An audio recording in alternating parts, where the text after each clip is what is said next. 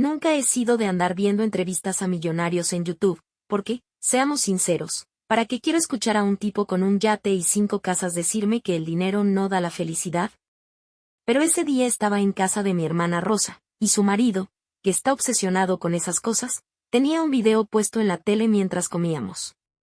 Era un programa sobre empresarios de éxito, y el presentador hablaba con un hombre elegante, de unos 50 años, traje impecable, sonrisa perfecta. Todo muy normal, hasta que la cámara hizo un paneo y enfocó a su marido sentado a su lado. Y en ese momento casi se me cae el tenedor al suelo. Era Álvaro. Mi Álvaro. Mi marido. El mismo que llevaba 11 años muerto. Sentí un golpe en el estómago. No podía ni respirar. En la pantalla, el presentador se reía con ellos, hablaban de su historia de amor, de cómo habían construido juntos un imperio. Yo solo podía mirar esa cara, su cara, la misma que besé tantas veces, la misma que lloré durante noches enteras cuando me dijeron que había muerto en aquel accidente de coche en Valencia. No sé cómo no grité en ese momento. Mi hermana me miró y preguntó qué me pasaba. Yo solo señalé la pantalla con la mano temblorosa. ¿Quién es ese? Conseguí decir con un hilo de voz. Mi cuñado se rió y dijo, ese es un pez gordo de los negocios, Jaime Gutiérrez. Dicen que empezó desde abajo y ahora es un genio de las inversiones. Jaime Gutiérrez. Qué nombre más bonito para un hombre que había sido enterrado con otro nombre. Mi cabeza daba vueltas. Necesitaba aire. Salí al balcón tambaleándome mientras la voz de Álvaro, o Jaime, o quien demonios fuera, seguía sonando desde la tele. 11 años. 11 años creyendo que era viuda. 11 años sintiéndome culpable por no haber estado ahí en su último momento. 11 años sobreviviendo como pude, trabajando de todo, sin apenas dinero, mientras él estaba ahí, con su marido, su dinero y su nueva vida. Y en ese momento supe que tenía que encontrarlo. No sé cómo llegué a casa esa noche. Mi mente iba a 1000 por hora, tratando de encontrarle sentido a lo que había visto. ¿Cómo podía ser él? ¿Cómo podía estar vivo? Y lo más importante, ¿por qué demonios me habían dicho que estaba muerto? Recordé perfectamente el día en que me dieron la noticia. Fue en 2014, un martes por la tarde. Estaba en casa preparando la cena cuando sonó el teléfono. Era la policía. Me dijeron que había habido un accidente de coche en Valencia y que mi marido estaba entre los fallecidos. Recuerdo que al principio no lo creí. Álvaro no me había dicho que iba a Valencia. La última vez que hablamos, me dijo que tenía una reunión en Madrid y que volvería en un par de días. Pero la policía fue clara, habían encontrado su DNI en el coche, el cuerpo estaba irreconocible por el fuego, pero los papeles coincidían con los suyos. Fui a la comisaría en shock, esperando que hubiera algún error, pero todo parecía encajar. Me entregaron sus cosas, su cartera, su reloj, su alianza de matrimonio, todo quemado, pero reconocible. El funeral fue rápido. No había mucho cuerpo que enterrar. Un ataúd cerrado, unas pocas palabras del cura y una lluvia fina que caía como si el cielo mismo estuviera de luto. Durante meses lloré hasta quedarme sin lágrimas. Me había dejado sola, con deudas, sin ahorros, con una vida rota y sin respuestas. Pero ahora, 11 años después, estaba viendo a ese mismo hombre en YouTube, sonriente, con traje caro, con un marido rico a su lado. Entonces una idea me golpeó con toda su fuerza. Si Álvaro está vivo, entonces, el hombre que enterré, ¿quién demonios era? Necesitaba respuestas. Y no iba a parar hasta conseguirlas. No pegué ojo en toda la noche. Me sentía atrapada en un maldito thriller de esos que ponen en la tele los domingos por la tarde. Solo que esto no era ficción. Mi marido estaba vivo, tenía otro nombre y una vida de lujo, mientras yo había pasado años arrastrándome para sobrevivir. A la mañana siguiente, con las manos temblando, me senté frente al ordenador y escribí en Google. Cursor blanco con forma de mano hacia la derecha Jaime Gutiérrez empresario España. Aparecieron cientos de resultados. Artículos sobre su éxito en el mundo de las inversiones, entrevistas en revistas financieras, fotos en eventos benéficos con su marido, un tal Marco Sánchez. Vi imágenes de ellos en yates, en Nueva York, en París. Mientras yo contaba los céntimos para comprar pan, él se paseaba por el mundo como un rey. Pero lo que más me impactó fue la fecha de creación de su primera empresa, 2015. Un año después de su muerte. Tuve que cerrar el ordenador y respirar hondo. Me latían las sienes de la rabia. No solo estaba vivo. Había fingido su muerte para empezar de cero. Entonces recordé el accidente. El coche calcinado. El cuerpo irreconocible. El DNI encontrado entre las cenizas. Había algo raro en todo eso. Decidí que tenía que empezar por ahí. Me dirigí a la comisaría donde en su día me dieron la noticia. Sabía que después de tanto tiempo, conseguir información no sería fácil, pero tenía que intentarlo. Cuando llegué, me atendió un policía joven, que no tenía ni idea de mi caso. Le pedí información sobre el accidente de 2014, alegando que quería cerrar heridas y necesitaba detalles. Me miró raro, pero accedió a buscar en el sistema. Aquí está. Accidente en Valencia, noviembre de 2014. Un solo ocupante, coche completamente quemado, identificación mediante pertenencias personales. ¿No hubo autopsia? Pregunté, sintiendo un nudo en la garganta. El policía frunció el ceño y revisó los papeles. Parece que no. El cuerpo estaba demasiado deteriorado, así que se identificó con los documentos encontrados. Ahí lo tuve claro. Me la habían colado. Salí de la comisaría con el corazón a punto de estallar. Álvaro no solo había fingido su muerte. Había metido a otro pobre desgraciado en su coche y lo había dejado arder para que nadie sospechara. Y ahora, después de 11 años, tenía un nuevo nombre, una nueva vida y un marido millonario. Lo que no sabía es que yo iba a arruinarle su preciosa historia. Volví a casa con un zumbido en la cabeza. Sabía que estaba metiéndome en algo grande, algo sucio, peligroso. Pero después de 11 años viviendo en la mentira, no iba a echarme atrás. Me senté otra vez frente al ordenador y escribí. Cursor blanco con forma de mano hacia la derecha, accidente coche Valencia, noviembre de 2014. Los primeros resultados eran artículos antiguos sobre el accidente. Hombre muere calcinado en la AG3, víctima identificada por documentos encontrados en el coche, lo mismo que me había dicho la policía. Pero había algo que me llamó la atención, una pequeña nota en un foro sobre desapariciones. Burbuja de diálogo: mi hermano desapareció en noviembre de 2014. La última vez que lo vieron, estaba en Valencia. No hemos sabido nada más. Se llamaba Raúl Torres. Raúl Torres. Ese nombre se me quedó clavado como un puñal. ¿Podía ser él la víctima?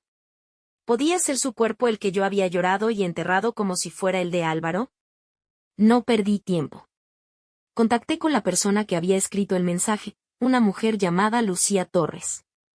Le envié un mensaje privado diciéndole que necesitaba hablar con ella sobre su hermano. Pasaron 2 días sin respuesta. Creí que nunca me contestaría. Pero entonces, una tarde, sonó mi móvil. ¿Eres la que escribió sobre mi hermano?, dijo una voz de mujer, tensa, nerviosa. Sí. Tengo información sobre su desaparición. Necesito verte. Silencio. Un silencio largo, incómodo. Luego un susurro. Dime dónde y cuándo. Nos encontramos en una cafetería del centro.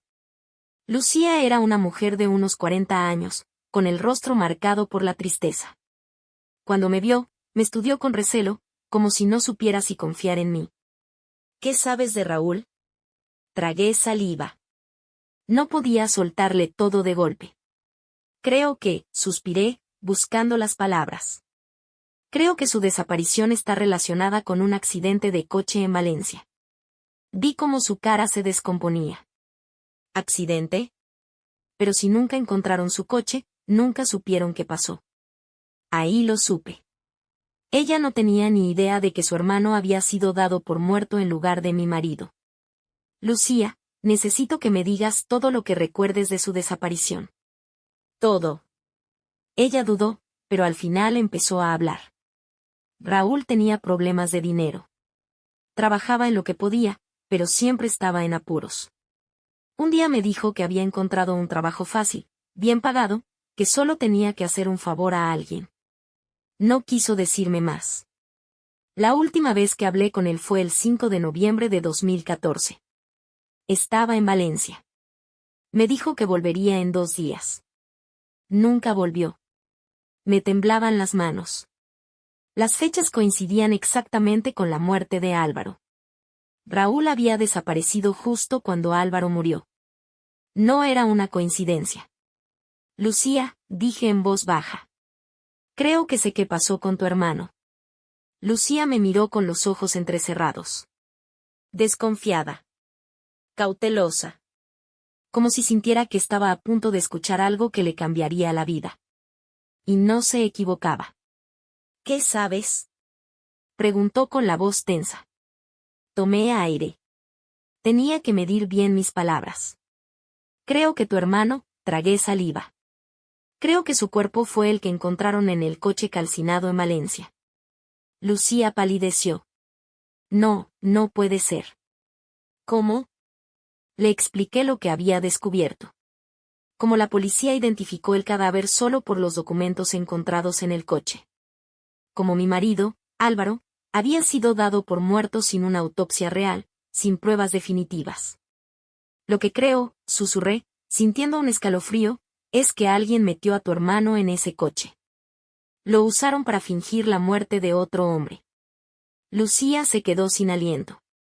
¿Quieres decir que mi hermano fue asesinado? No lo sé, dije con el corazón latiendo con fuerza. Pero sé quién fingió su muerte ese día. Saqué el móvil y busqué la entrevista en YouTube. Le pasé el teléfono y señalé la pantalla. Este hombre, se llama Jaime Gutiérrez ahora. Pero antes, se llamaba Álvaro Muñoz. Mi marido. Lucía miró la pantalla y se quedó en shock. Su rostro pasó de la incredulidad a la furia en segundos. ¿Ese cabrón está vivo? ¿Después de todo este tiempo? Asentí en silencio. Vi cómo apretaba los puños, cómo su pecho subía y bajaba con respiraciones rápidas y cortas. Estaba al borde del colapso. Lucía, si lo que sospechamos es cierto, tenemos que probarlo. Ella levantó la mirada, con los ojos llenos de rabia.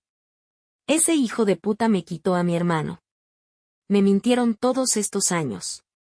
Si él está vivo, entonces alguien tiene que pagar por lo que le hicieron a Raúl. Sentí un escalofrío. No estábamos buscando solo respuestas. Estábamos buscando justicia.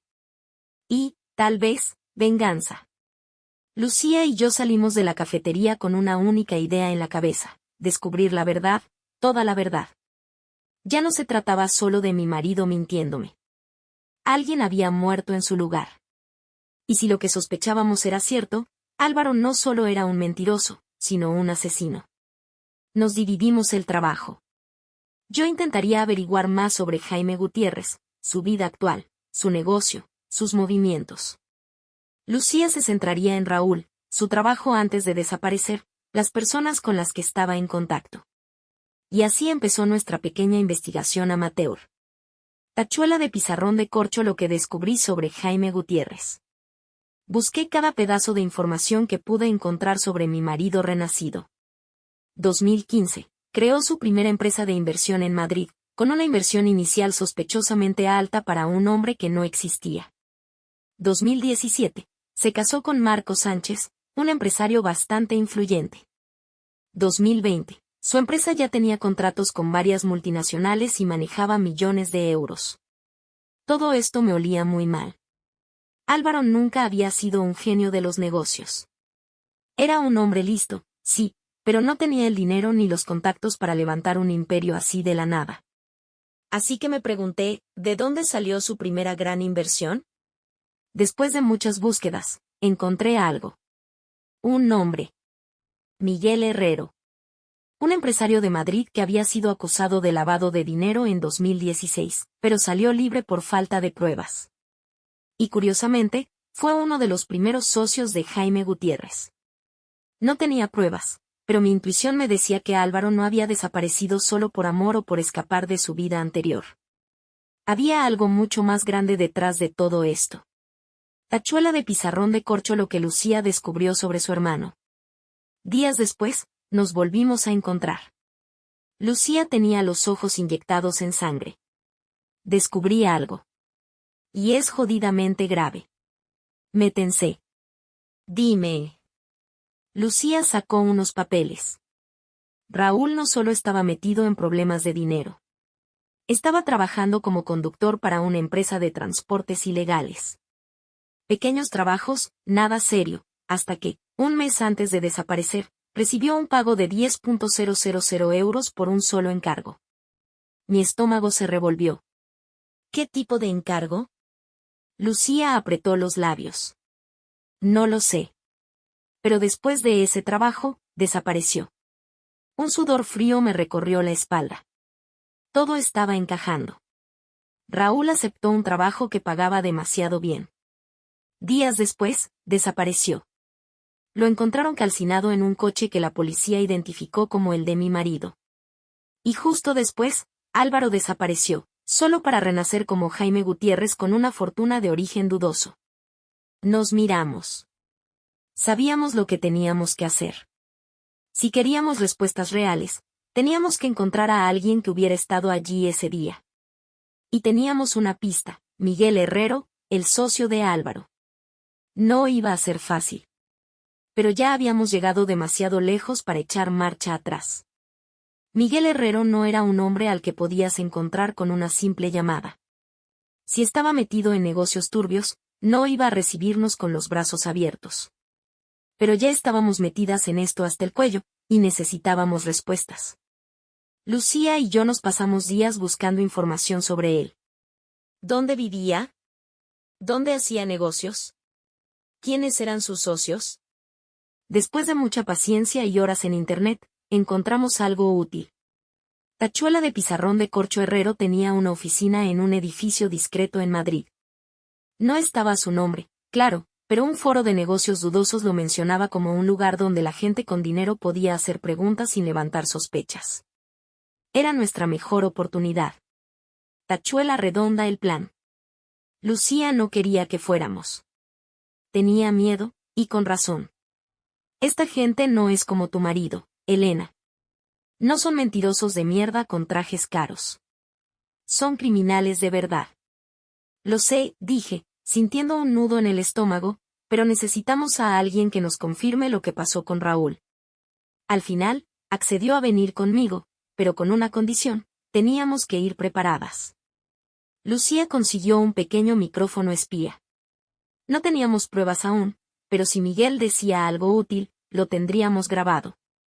Yo conseguí un contacto en el edificio. Una vieja amiga que trabajaba en la recepción. Me debía un favor, y accedió a avisarnos si veía algo sospechoso. Sabíamos que era una locura. Pero el miedo no iba a detenernos. Tachuela redonda el encuentro con Miguel Herrero.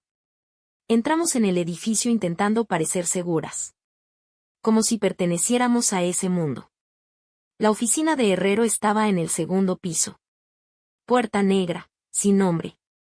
Llamamos. Un hombre enorme abrió la puerta. Nos miró de arriba abajo con una ceja levantada. ¿Quiénes sois? Lucía habló antes de que pudiera responder. Queremos hablar con Miguel. Es sobre un negocio viejo.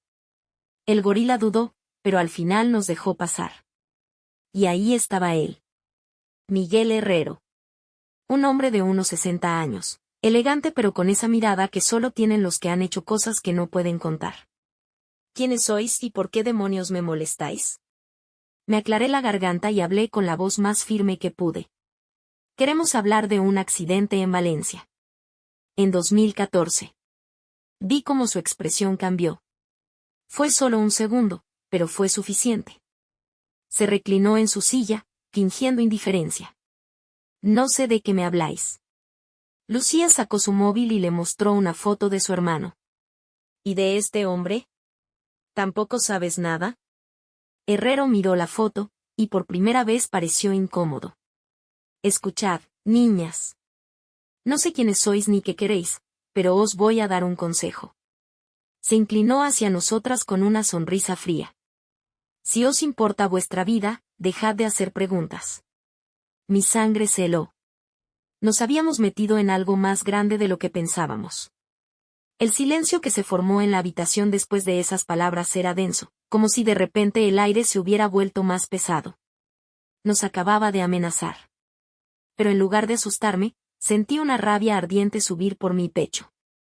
11 años de mentiras, de duelo por un muerto que no era mi marido, de vivir con la culpa de no haber estado allí.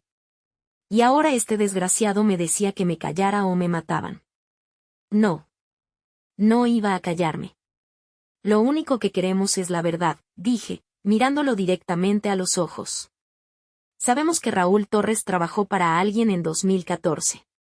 Sabemos que desapareció justo cuando Álvaro murió. Sabemos que después de eso, Álvaro apareció con un nuevo nombre y una fortuna de la nada. Miguel Herrero se pasó la lengua por los dientes, incómodo. Pero no negó nada. Lárgate, dijo en voz baja. Deja esto morir, como debió haber muerto hace 11 años. Lucía, que había estado callada hasta ese momento, dio un golpe en la mesa. Ese muerto es mi hermano, hijo de puta. Dímelo a la cara. El gorila de la puerta se tensó. Herrero levantó la mano para calmarlo, pero su paciencia se estaba acabando. Se inclinó hacia nosotras y nos susurró. Escuchad bien, porque no lo repetiré. Yo no maté a nadie. Pero os garantizo que si seguís metiendo la nariz donde no os llaman, vais a acabar peor que Raúl. Lucía tembló. Yo también. Nos levantamos, sabiendo que si nos quedábamos un segundo más, podíamos no salir de allí. Pero antes de que nos fuéramos, Herrero soltó algo. ¿Queréis saber qué pasó? Ide a preguntar a vuestro querido Álvaro. Tachuela redonda huyendo del peligro. Cuando salimos del edificio, teníamos el corazón a 1000. Nos habían amenazado de muerte. Lucía se apoyó en la pared y respiró hondo. Ese cabrón sabe lo que pasó, murmuró. Lo sabe y no nos lo dice porque nos quiere asustar. Miré mi móvil. El micrófono espía había funcionado. Teníamos la grabación. Quizás no era una confesión directa, pero Herrero no negó que Raúl había muerto en lugar de Álvaro. Y más importante aún, nos había señalado a Álvaro como la clave de todo. Solo había una cosa por hacer. Lucía me miró con rabia en los ojos. Vamos a buscar a ese cabrón. Y yo asentí. Era hora de enfrentarme cara a cara con mi marido muerto. No sé si fue la adrenalina, la rabia o el simple hecho de que ya habíamos cruzado el punto de no retorno, pero después de salir del edificio de Miguel Herrero, solo teníamos una cosa en mente: encontrar a Álvaro.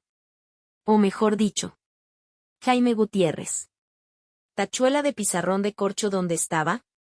Sabíamos que vivía en Madrid, pero un tipo como él no iba a estar en un barrio cualquiera.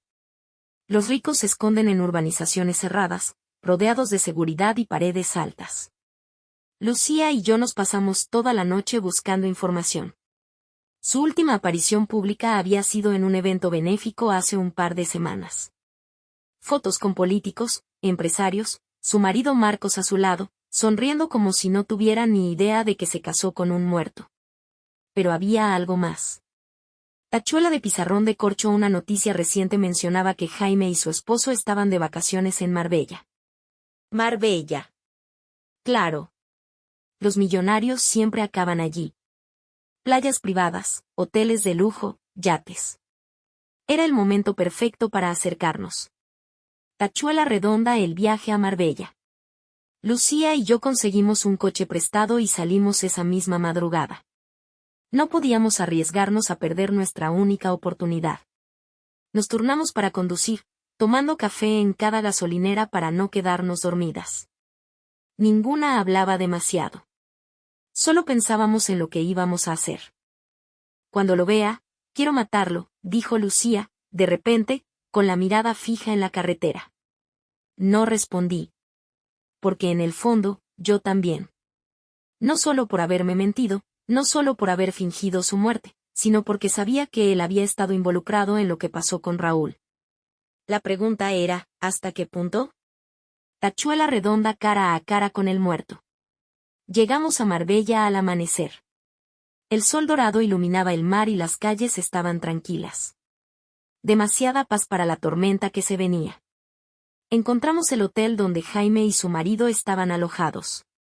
5 estrellas, con acceso privado a la playa, habitaciones más grandes que mi apartamento.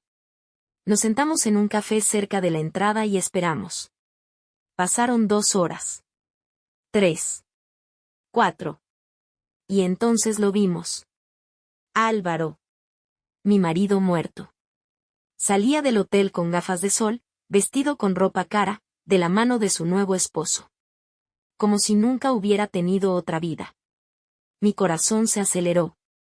Las manos me temblaban. Lucía me agarró el brazo con fuerza. Vamos a por él. Nos levantamos al mismo tiempo y cruzamos la calle. Mi voz salió antes de que pudiera detenerla. Álvaro. Él se detuvo en seco. Su cuerpo se puso rígido. Se giró, y cuando me vio, perdió todo el color de la cara. Por un momento, pareció que el mundo se detuvo. Álvaro, o Jaime, como ahora se hacía llamar, se quedó helado.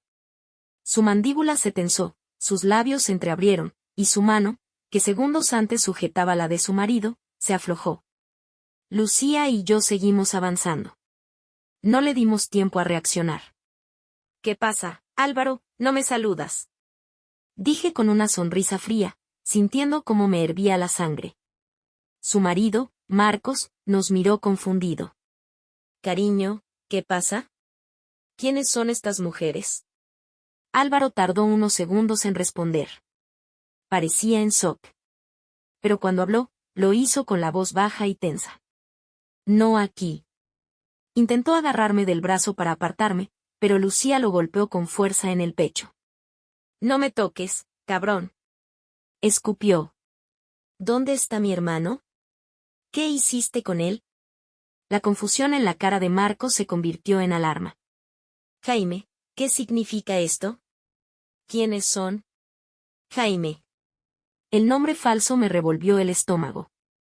Álvaro apretó los dientes, mirándonos con furia. Por fin había vuelto en sí. Te dije que no aquí, repitió, con la voz controlada, pero oscura. Miró a su marido. Es una vieja amiga. Marcos frunció el ceño. ¿Amiga? Parece que te odia. No es momento para esto, Marcos. Sube a la habitación. Yo me encargo. Pero Marcos no se movió. No. Me quedo. Y ahí supe que su mentira se estaba desmoronando. Tachuela redonda la confrontación. Álvaro nos arrastró a un rincón apartado del hotel, lejos de miradas curiosas. Lucía estaba temblando de rabia. Habla. Su voz estaba cargada de veneno. ¿Qué hiciste con Raúl? Álvaro exhaló lentamente. Su mirada cambió. Ya no estaba en shock.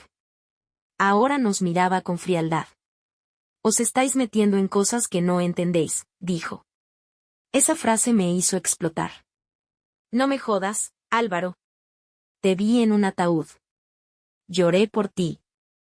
Perdí todo. ¿Y tú estabas vivo? No parpadeó. Sí, estaba vivo. Ahí lo admitió. Lucía dejó escapar una risa rota. ¿Y mi hermano?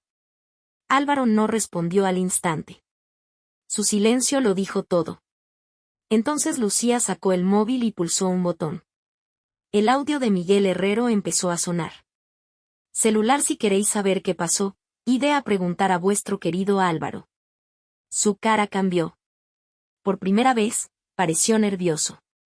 Escuchadme, dijo, mirándonos con los ojos afilados. No sabéis con quién os estáis metiendo. Lucía se inclinó hacia él, con los ojos encendidos de furia.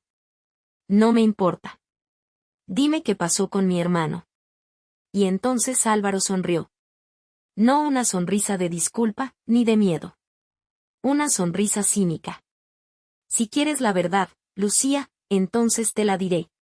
Pero te aviso, no te va a gustar. Mi corazón latía con fuerza. Lucía apretaba los puños tan fuerte que pensé que se haría daño. Todo se reducía a este momento. Álvaro, o Jaime, o como quisiera llamarse, nos miró con calma. Demasiada calma para alguien que acababa de ser descubierto. ¿Queréis la verdad?, dijo en voz baja. Está bien. Se cruzó de brazos y dejó escapar un suspiro. Raúl aceptó un trato. Y ese trato lo mató. Lucía tembló. ¿Qué trato? Álvaro la miró con una mezcla de desprecio y lástima. Tu hermano estaba endeudado hasta el cuello. Le ofrecieron dinero por un trabajo fácil, hacer desaparecer un cadáver. Mis piernas se debilitaron. Lucía negó con la cabeza. No. No. Raúl nunca. Sí, Lucía. Lo hizo. Porque necesitaba el dinero. Álvaro se inclinó hacia nosotras. Lo que él no sabía, es que el cadáver que debía hacer desaparecer era el suyo propio. Lucía jadeó. Yo me quedé sin aire. Lo usaron. Su voz era fría, tranquila, como si no estuviera hablando de un ser humano. Lo drogaron, lo metieron en el coche, lo prendieron fuego. Me llevé una mano a la boca. Dios mío. Lucía se tambaleó hacia atrás, como si la hubieran golpeado en el estómago. La verdad era peor de lo que imaginábamos. Álvaro nos miró con indiferencia. Fue un error. Raúl no debía estar ahí. ¿Error? Lucía murmuró con la voz rota. ¿Estás diciendo que mataron a mi hermano por error? No, respondió él, encogiéndose de hombros. Estoy diciendo que su muerte fue un precio necesario. Ahí fue cuando Lucía se lanzó sobre él. Tachuela redonda el ataque. Todo pasó en un segundo. Lucía saltó sobre Álvaro y lo golpeó en la cara. Hijo de puta. Asesino. Le arruinaste la vida. Le robaste la vida. Álvaro se tambaleó, pero se recuperó rápido. La sujetó de los brazos y la empujó contra la pared. Cálmate. No. Lucía se retorció, fuera de sí. Él confiaba en vosotros. Y lo matasteis como si fuera basura. Yo reaccioné tarde, pero cuando lo hice, empujé a Álvaro con todas mis fuerzas. No la toques. Él me miró con furia. Ya no era el hombre encantador de la entrevista en YouTube. Era el hombre que había fingido su muerte. Que había permitido que otro muriera en su lugar. No tenéis ni idea de lo que estáis haciendo. Lucía, con el labio partido, lo miró con los ojos llenos de odio. Lo que estamos haciendo es asegurarnos de que pagues. Y entonces, sacó su móvil y presionó enviar. Tachuela redonda el golpe final. Álvaro se quedó quieto. ¿Qué hiciste? Lucía sonrió con la boca ensangrentada. Envié la grabación de Miguel Herrero a la policía. Álvaro perdió el color de la cara. No. Sí. Me acerqué, sintiendo un peso liberarse de mi pecho. Tienes razón, Álvaro. No sabemos con quién nos estamos metiendo. Sonreí. Pero ahora la policía sí. Por primera vez en toda la conversación, Álvaro pareció asustado de verdad. Su mirada se movió frenéticamente entre nosotras, luego hacia la entrada del hotel, como si buscara una salida. Pero ya no la había. Lucía respiraba con dificultad, con las manos aún temblando después del golpe. Yo no me moví. Solo lo miré, esperando ver su próximo movimiento. No sabéis lo que habéis hecho. Su voz ya no sonaba segura. Sonaba rota. Sí lo sabemos. Dijo Lucía. Hemos hecho justicia. Tachuela redonda el principio del fin. No pasó ni 10 minutos antes de que el hotel se llenara de coches de policía. Sirenas. Hombres con chalecos antibalas. Yo solo miré cómo la imagen de aquel hombre que una vez llamé mi marido se desmoronaba en tiempo real. Álvaro intentó correr. Error. 3 policías lo interceptaron antes de que pudiera siquiera llegar a la salida. Lo inmovilizaron contra el suelo con una rapidez brutal. No tenéis pruebas. Gritó, pero su voz ya no tenía poder. Tenemos la grabación de Herrero. dijo un agente, mirándolo con desprecio. Tenemos tus registros financieros. Tenemos todo, señor Jaime Gutiérrez. Su falso nombre. Su falsa vida. Todo se había derrumbado. Tachuela Redonda Marcos, el esposo engañado. Pero lo que más me sorprendió no fue Álvaro cayendo en desgracia. Fue su marido, Marcos, mirándolo con los ojos llenos de horror. Jaime, ¿qué es todo esto? Su voz se rompió. ¿Quién demonios eres tú? Álvaro no respondió. Porque no tenía respuesta. La policía lo levantó del suelo y lo esposó. En ese momento, me miró. Fue solo un segundo. Pero vi algo en sus ojos que no había visto antes. Miedo. Y supe que por primera vez en 11 años, era él quien se sentía atrapado. Tachuela Redonda lucía y la verdad final. Nos quedamos allí mientras se lo llevaban. Mientras el escándalo explotaba en los medios. Mientras las cámaras grababan la caída del empresario de éxito que, al final, solo era un asesino disfrazado. Lucía no dijo nada durante un rato. Solo cuando estuvimos solas en la playa, mirando el mar, habló. Mi hermano nunca fue un santo. Lo sé.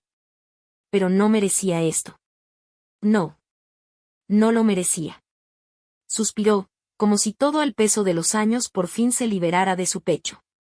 Al menos ahora sabemos la verdad. Y por primera vez, sentí que podía respirar.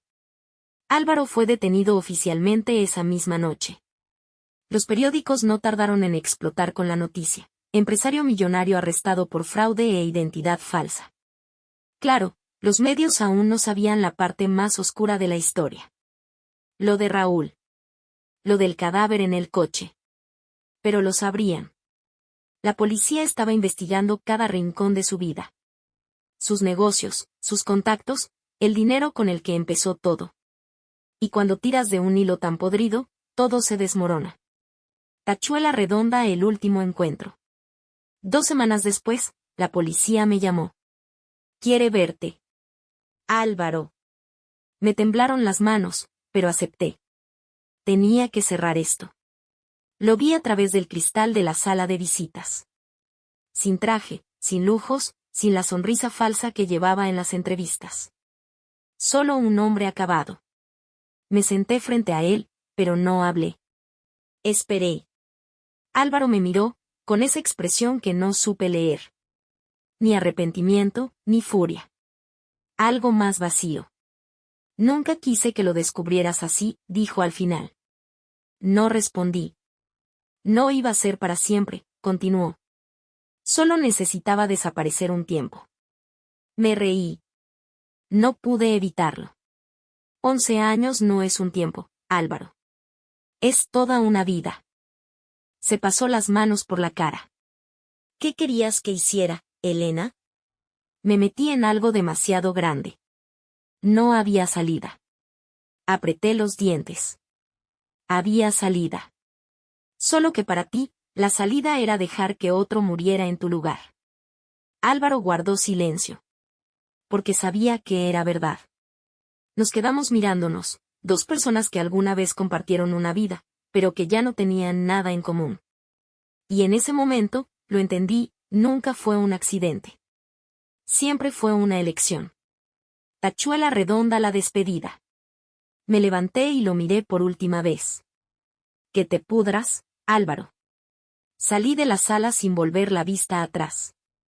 Tachuela Redonda, Lucía y la justicia. Lucía no quiso ir a verlo. No necesito verle la cara, dijo. Solo quiero que pague por lo que hizo. Y por primera vez, supe que lo haría. La policía descubrió pruebas del fraude de Álvaro, de sus conexiones con Miguel Herrero. Los juicios iban a durar años. Nunca más volvería a ser un hombre libre. Y Raúl. Raúl por fin tendría justicia. Tachuela Redonda, epílogo, lo que aprendí. Mirando atrás, me doy cuenta de algo. Nunca conocemos del todo a las personas con las que compartimos nuestra vida. Yo pensé que conocía a Álvaro.